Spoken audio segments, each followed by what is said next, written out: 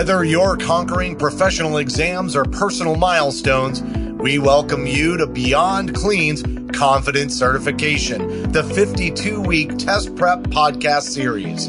With expert insights, actionable tips, and engaging discussions, we'll break down the toughest concepts in sterile processing and build your confidence every step of the way. Join host Sarah B. Cruz as she embarks on a mission to help you not just prep for tests, but craft your success story. And now your host, Sarah B. Cruz. Hello and welcome. You're listening to Confidence Certification, a 52-week test prep podcast series to equip you to take your sterile processing career to the next level. I'm your host, Sarah B. Cruz, and on this episode, we are going to talk about being your biggest fan.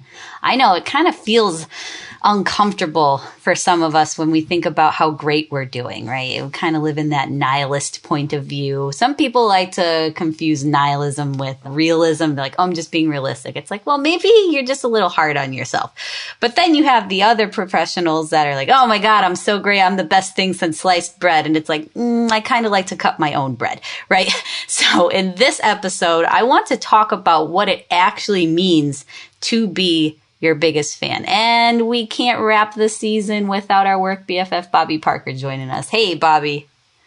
Hey, Sarah. Thanks for having me on. I think this is going to be a fun one as we celebrate and encourage our listeners to celebrate themselves. Not something that I spend enough time doing. And as you talk about that realism and nihilism duality, I think I tend to fall into that trap a little bit. So it'll be fun kind of fleshing out what this means and particularly what it doesn't mean to just be fanatical about yourself. So yeah, thanks for having me on. Oh, definitely. Because if anybody puts the extra in extraordinary, it's you, Bobby Parker. And it's all of our listeners. Okay? I really need you guys to understand that you are the extra in extraordinary. Okay? I really want to commend all that extra effort you're giving to your certification test prep. I want to recognize the extra time you put into creating your study outline on your self-study journey. Let's take a moment to realize how extra you are by listening to all of these episodes on confidence certification. No one's telling you to do any of this. There's something inside of you that's pulling you to do extra because you're great. And that's why you're going to be so impactful in our sterile processing industry. And if you're already in our industry, if you're already a professional, thank you so much. I am in just such awe. And some would say I'm even fangirling, Bobby. You know how you're like, you're like hands wave around. I am in such awe of some of the professionals, a lot of the professionals in our sterile processing industry.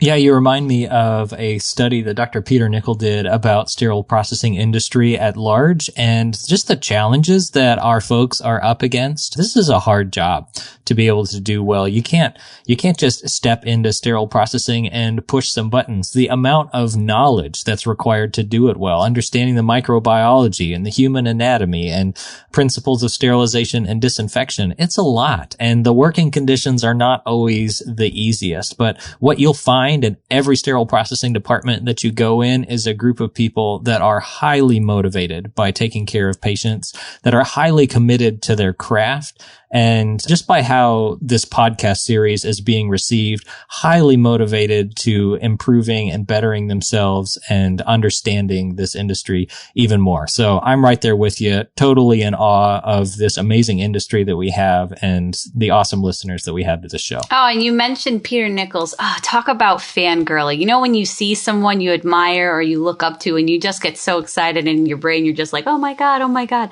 I just remember the first time I've ever heard him, and it was so impactful. And it was at such a crucial moment in my professional development. He was talking about shade tree geniuses and, you know, being able to do your profession without formal education and really becoming the industry expert through hands-on experience and learning that way. It was so profound for me. And you would say I was a fan. So let's talk about what a fan is. Okay. Technically speaking, as I push my glasses up, to be a fan of someone or something typically means one would exhibit strong interest or admiration of said person. Bobby, do you have someone in the industry or outside the industry that you're a big fan of?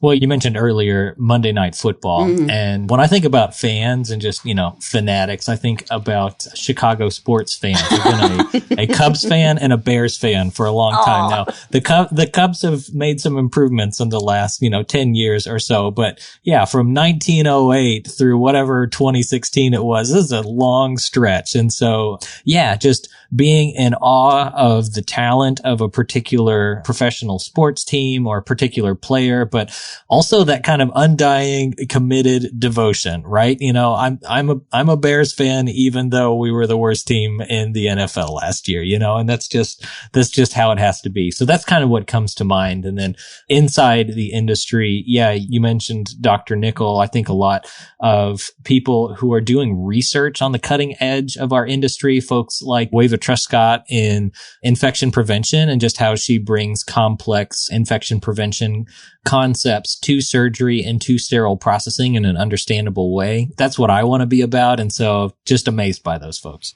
Oh, and that is, and if you are listening and you are in the sterile processing industry, take a second to really appreciate who inspires you, who you're a fan of, okay? And if you haven't found somebody yet, you're not in the industry yet, you could lean into the professional. Listen, Bobby, I feel you about the Bears. I'm a Giants fan. All right. It could go either way. We don't know what's happening. Okay. So if you're not in the sterile processing space, think of what you're a fan of. Is there a type of music you like? Is there a singer you prefer? Do you have a favorite show? There are areas of fandom that exist to us that we may not even appreciate. And that's the concept I want to bring into today's episode, where we talk about being biggest fans of ourselves. Now, as we move into the space and we get a little more comfortable with realizing just how great we are, we don't want you to go too far, right, Bobby? Like the word fan supposedly comes from an abbreviated form of fanatic, all right? And the fanatic is a little bit of the wrong extra, if you know what I'm saying, Bobby. Like, it's that excessive enthusiasm. And you've referenced the term quite a bit. So when I say fanatic and it's on that opposite spectrum, what are you thinking of?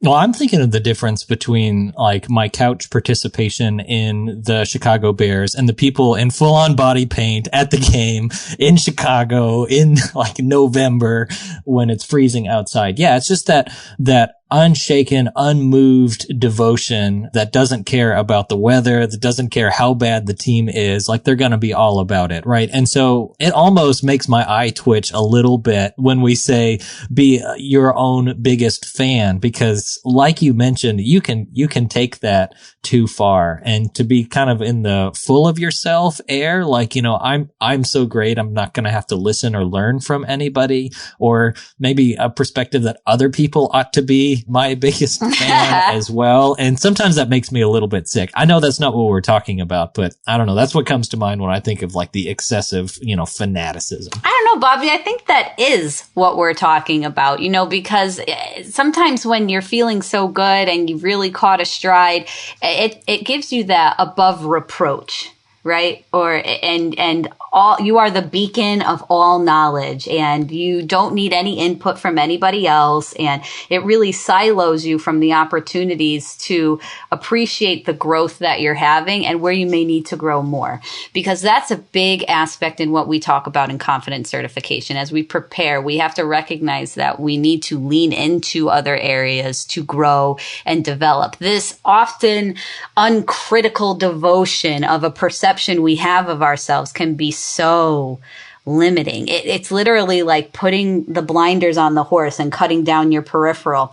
If we're so focused on a path that we've made for ourselves and we're not taking any outside opinion because we're, quote, so great, that we may have been off the path and in the woods, and maybe we're going to fall into the ravine because we're so obsessed with what we've already got going on that we're not taking outside opinion. So I think that is what we're talking about, Bobby. Okay.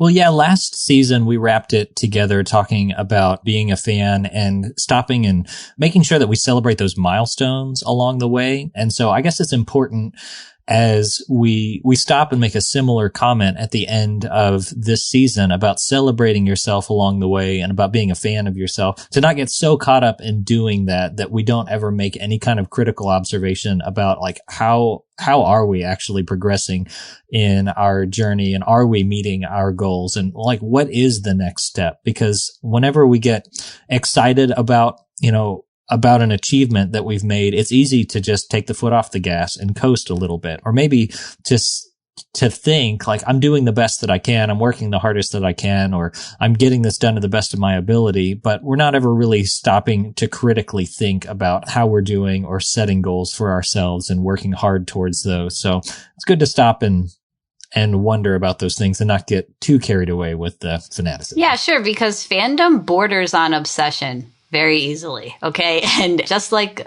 the person that's in the body paint, and oh my God, have you ever seen some of them and it's cold and it's snowing and they don't have like straw? I'm like, you're crazy, all right? So, but fandom borders on obsession very easily. It can become hyper-focused, you can become self-obsessed, you can become so driven and focused on what you're doing that you're missing out on all the other opportunities around you, to really get that. So for example, if you're trying to get certified before you get a job and you're so focused on that, you may be missing the opportunity to start applying for jobs at this time, or looking into getting an internship. How do you go about that? So it's really just making sure that we are our biggest fan, but we're not self-obsessed, and hyper-focused on what we think makes us a good test taker, or hyper-focused on what makes us a good professional, that we can really see that whole picture.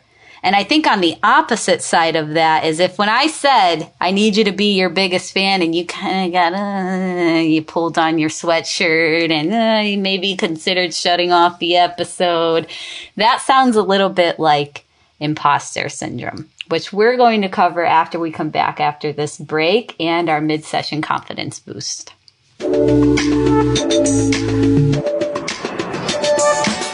It's time for our mid-episode confidence boost, where we focus on a key sterile processing test concept. Now, there's no guarantee these concepts will be on the test that you take, but they are key concepts to the workplace and are discussed in the literature. Today we'll cover gram stain. Let's talk about bacteria, one of the many villains of sterility. Bacteria is either round or spherical, also known as cocci, rod-shaped bacilli, spiral or corkscrew. They are all unicellular and reproduce by binary fusion, also known as asexual. Bacteria measure in microns. 1 micron is 1/25,000th of an inch. Gram stain is a test used to help to identify the different types of bacteria. So you have your gram-negative stain, which comes out red or pink, and then you have your gram-positive stain that comes out purple or blue. See, positive purple, yeah? The shape and color identify the microorganism that we can see because of the gram staining. While we may not perform gram staining in our departments, this test has taught scientists so much in the way of combating and destroying bacteria, which is a pretty big part of what we carry out every day. That's going to wrap this week's mid-session confidence boost. Good luck.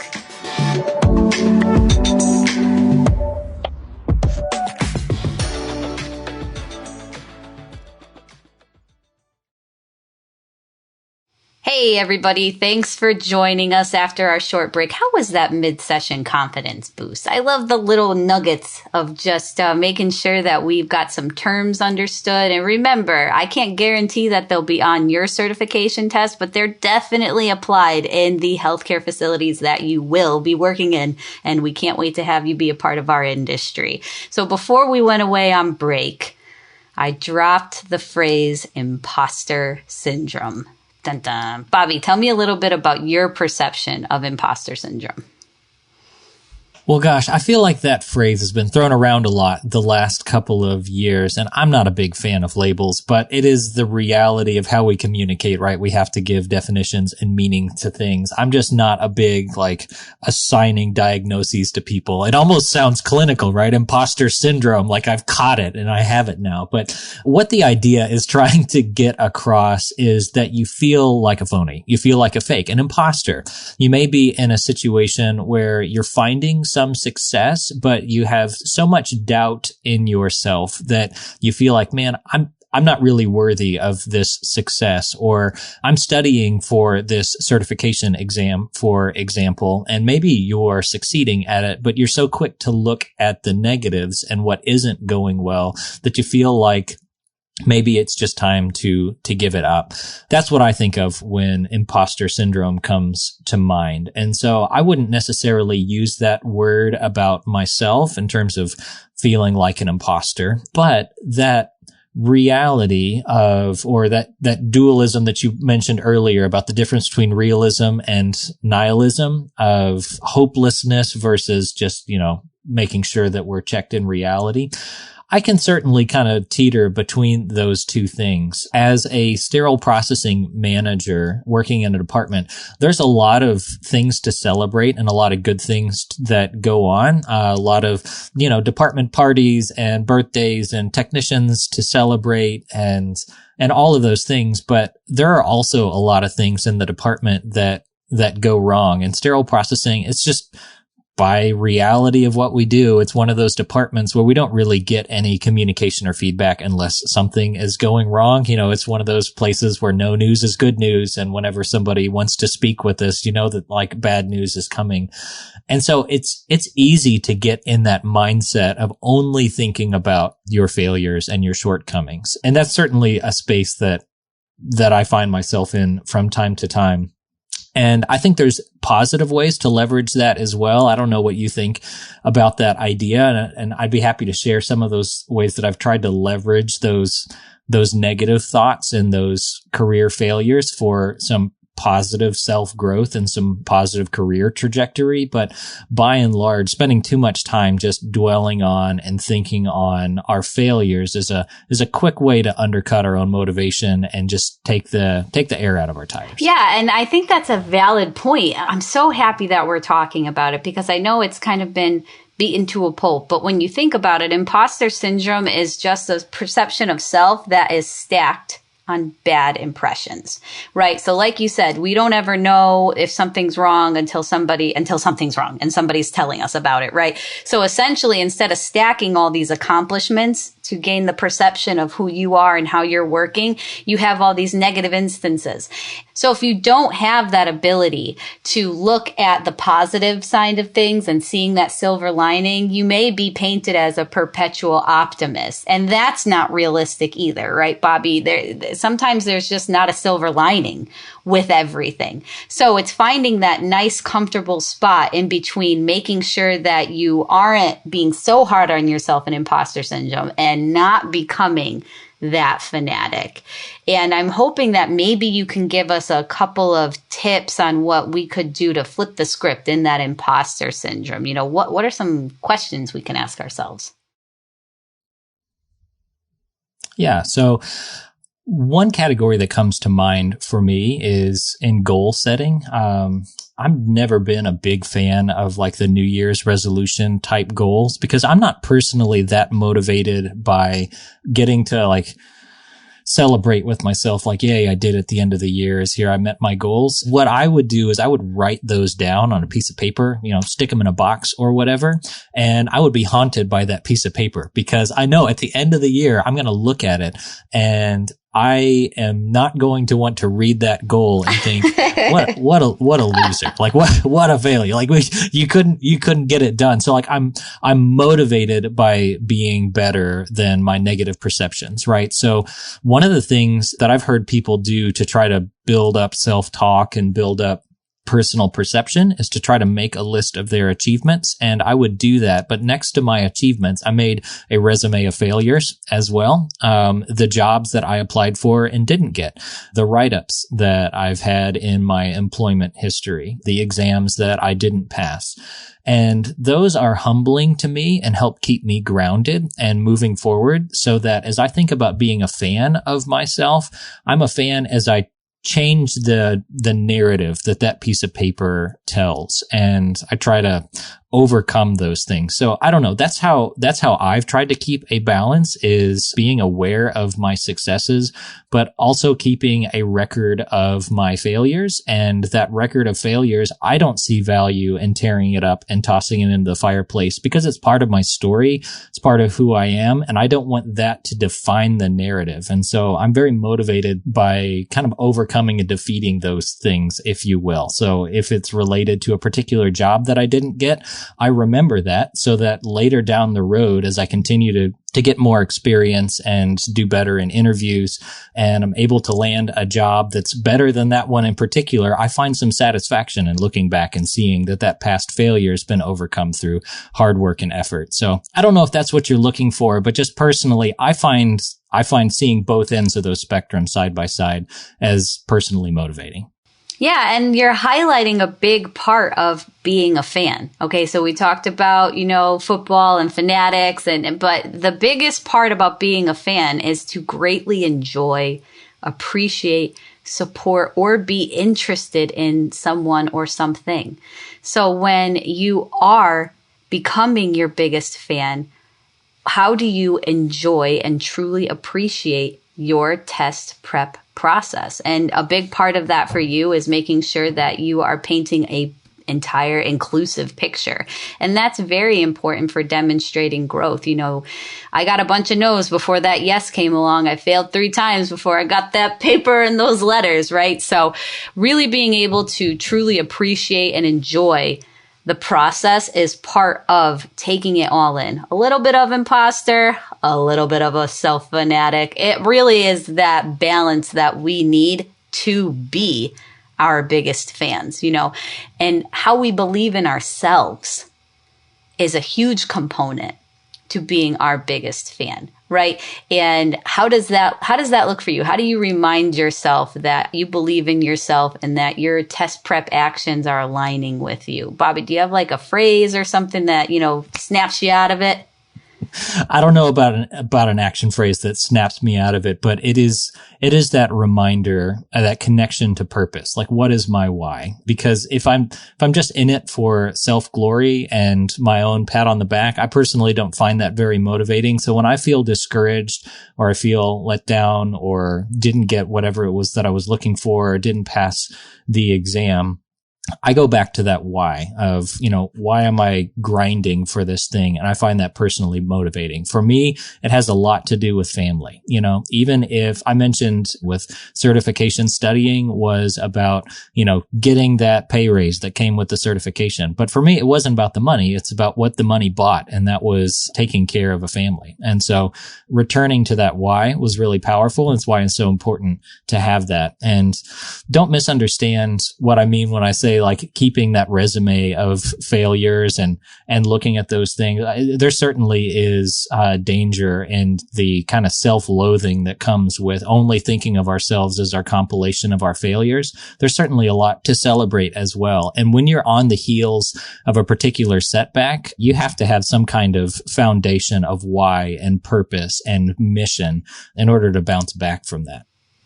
Oh, 100%. And that's also a huge part about being a big fan, especially a fan of yourself, is, how do you achieve and believe in yourself in a conscious, purposeful way?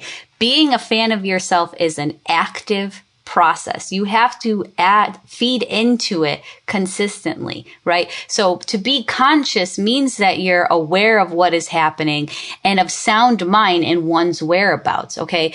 Being conscious about how you're going about getting ready for your test removes victim mentality. It puts you in the driver's seat of so many uncontrollable variables. Life is just full of so many things we can't control.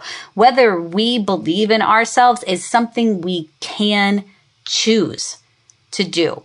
Now, whether it's that you need the support behind it or, I'm not a medical professional or anything like that, but being aware of what is happening and of sound mind allows us to become purposeful. So to be conscious allows us to move in a purposeful way. And that's really what it is all about being your biggest fan. I love that active participation in that, because you're right. It's not just this mindless devotion to ourselves being awesome and just expecting that to carry us, right? It's active participation in celebrating those milestones and working hard towards our goal and being invested in ourselves. So I appreciate you bringing that up. I want to flip the question back to you, Sarah, and ask the same thing. Do you have any advice for our listeners who might be right now on the heels of a setback? Maybe they just got a write-up, or they had a goal of, finishing half of their book by this particular date, and they're feeling discouraged because that date has come and gone, and they find it to be confusing where they're at and need to figure out how to change the narrative? Sure. So if you're on the heels of a burnout or you're feeling really fatigued from your study habits, the first thing to do is to make sure they're your study habits. Make sure your outline and how you're achieving or not achieving your study goals is reflecting you. Make sure you're not incorporating what you think you should be doing, but what you can do, right? Moving within that space of including ourselves in our own journey, dare I say, especially if you're in a self-study. If you are making your own curriculum and it's not working for you, stop. Don't do that, right? Or if you're in a sterile processing program and you're really struggling with a certain program, talk to your instructor about it, okay? Don't get lost in the weeds. Be that active space. Be proactive in your success story, all right? Because you're going to be proactive in your fail story. You all heard the 3 of them from me, okay? So be proactive in your success story too. And me personally, when I am feeling burnt out, especially while I'm chasing dreams and, making goals, I like to use mantras. And I actually have one that I wrote and keep in my office, and I photocopied it and it's in my locker. And it's pretty simple. It goes, I will remain focused on my goals. Even if I have a moment of difficulty, I will not give up. I know that success comes with consistency, and everything I deserve is coming my way because I said it to be. So a lot of that is making sure that you've got the power in what you believe in, but a quick phrase or something written down and in your locker everywhere isn't enough to get your goals. But it's a nice reminder that you are enough to have what you want. Thanks for sharing that with us, Sarah. And again, I like how that undercuts the victim mentality and really puts you in charge of your fate and your future. And that's what we're encouraging people to do here, right? Find those wins, celebrate those wins, and be invested in yourself personally. I don't know if any of our listeners are needing to hear that today in particular. We've got an awesome crowd here that's, taking it of their own accord to listen to a podcast series on confident certification. So you already are winning in a lot of ways and invested in yourself, but keep going. And on the heels of a setback, sometimes it just takes a little bit of creativity to find a win and build on that. Any questions or tactics, Sarah, that you have to try to find a win to celebrate when you really need one? Oh my gosh, I've been known to squeeze water out of a piece of wood, okay? When I need just a little bit of a pick-me-up, I am going to find it anywhere. And sometimes it's that I put my right shoe on and then my left foot, because some days that's the greatest thing I'm going to do, okay, is making sure I got out of bed on time and got to work on time. So it's truly, so with all of that being said, the ability to appreciate what we're doing and the energy putting in is really the biggest thing. So when we aren't feeling like we're achieving the big goals that we set for ourselves, look for little wins, okay? Because a lot of quick wins lead to long-term successes, all right? Because remember, we stack those wins on top of each other. And sometimes the win is that you put the right foot in front of the left foot, and then the left foot in front of the right foot, and you just kept it moving even on the hardest days. That's so good. Rome wasn't built in a day. So as we wrap this episode, I want to give everybody a little bit of homework. I know you guys thought you got away with it. All right, so hear me out. Bobby, we're going to do this exercise together. Ready? Go ahead and put your dominant hand out in front of you.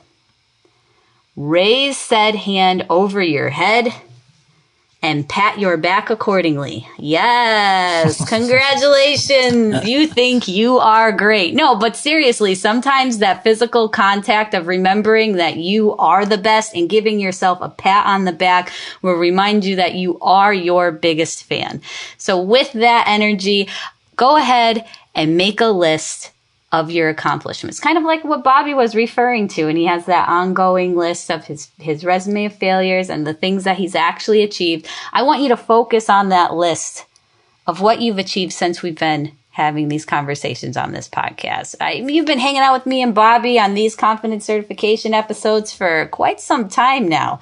So, it's 52 weeks, folks, and we're about halfway through, you know what I'm saying? So what have you achieved, right?